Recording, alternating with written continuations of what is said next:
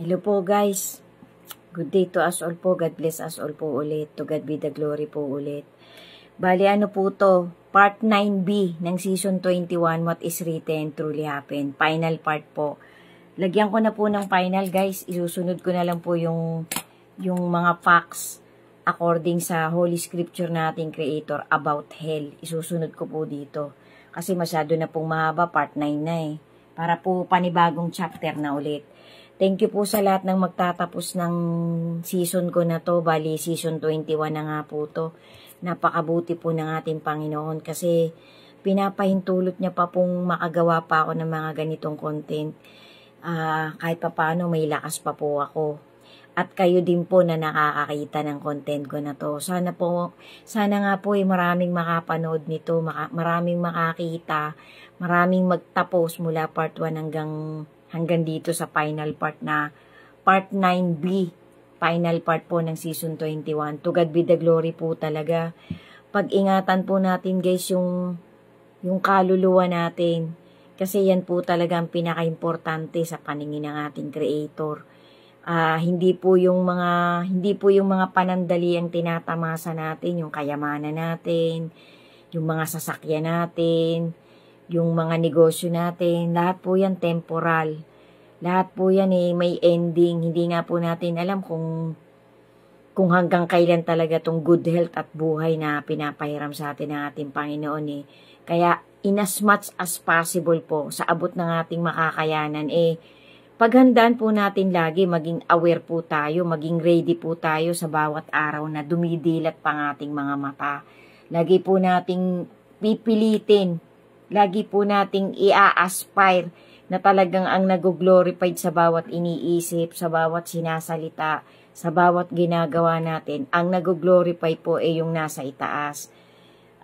Lagi po nating isaalang-alang na ang bawat good deeds na ginagawa natin ay may motivation po talaga tayong nandun tayo sa pagkakataong nagpapasakop tayo sa salita ng ating Panginoon para hindi po tayo masigway, para hindi po tayo mapapunda dun sa deception na ginagamit ng masama dito sa sanlibutan. Amen. Yan po ay facts.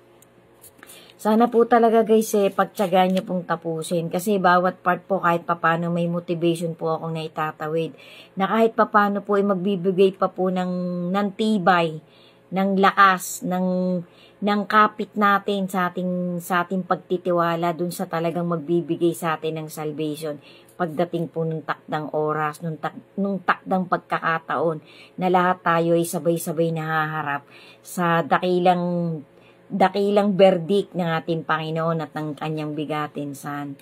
Yan po ang ating pagtiyagaang paglaanan ng ating lakas, ng ating buhay. Wag po natin masyadong ipakapokus ang buhay natin sa mga material na tinatamasa natin. Lagi po natin iisipin guys na lahat po ng nakikita, ng nahahawakan natin ay lahat po temporary lang. Kaya enjoyin po natin in a way na hindi tayo mapapalubog tayo sa kasamaan. Dapat po mapapalubog tayo, magiging kumbaga sa nandun tayo sa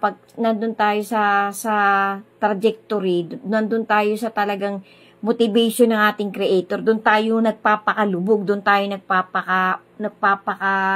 yung parang anong term doon, yung parang doon tayo doon tayo parang binubusog natin. Yung parang yung pagkauhaw natin, yung paggawa talaga ng maaayon sa motivation na salita ng ating Creator.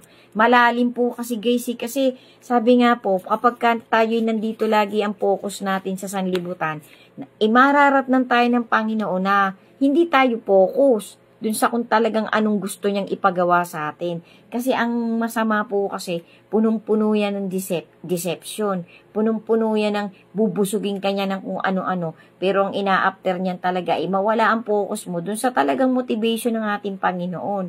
Huwag po nating aasam-asamin yun guys.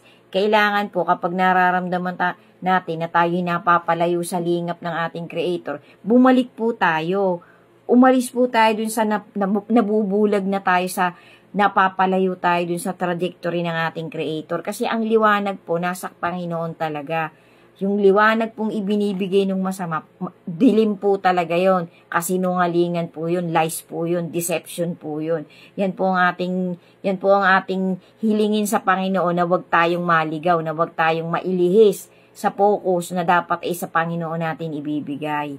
Amen to that. Sana po talaga guys, kahit papano nakakapaghatid talaga ako sa inyo ng liwanag, ng motivation na talagang dun pa talaga tayo lubos na magtitiwala at lalapit sa ating Panginoon para po maingatan natin yung nasa loob nitong pagkatao natin. Kasi yun po talaga yung bibigyan ng verdict pagdating po ng time of judgment ng ating Creator. So bali, yun pong context ko na to, tungkol po talaga to do sa mga karakteristik ng isang taong magkakaroon ng rights na makarating sa Kingdom of Heaven. Sana po umpisahan nyo po mula part 1 hanggang ito sa part 9B, final part po. To God be the glory po talaga. Mag-ingat po tayo guys. Wag po nating babaliwalain yung kapit natin sa ating Creator kasi yan po talaga yung magliligtas sa atin pagdating ng tamang panahon. Lagi po talaga tayong magpaka-alerto guys kasi hindi naman po natin talaga masasabi. Magbaon po tayo ng magbaon papunta dun sa eternal life nang talagang magiging motivation natin na pag hinatulan tayo ng ating Creator marami tayong binaon na good deeds na ang nalulugod po ay ang ating Creator. Amen to that. Ingat po tayo guys. Lagi po tayong maging steadfast sa faith natin sa ating Panginoon at sa kanyang bigatin Son. Lagi po nating isabuhay yung mga salita ng ating Panginoon. Kasi yan po yung magpapatibay ng kapit natin sa kanya at sa kanyang bigatin Son. Hindi po tayo matatalo ng lahat ng silo, ng masama pagdating po ng mga critical na sitwasyon ng buhay natin. Amen. Ingat po tayo. Thank you so much po talaga sa lahat sa inyong makakakita ng content ko na to. To God be the glory po. God bless us all po. And always be steadfast in your faith guys. Maraming salamat po ulit. To God be the glory po ulit. Ingat po tayo. God bless us all po and love you all po.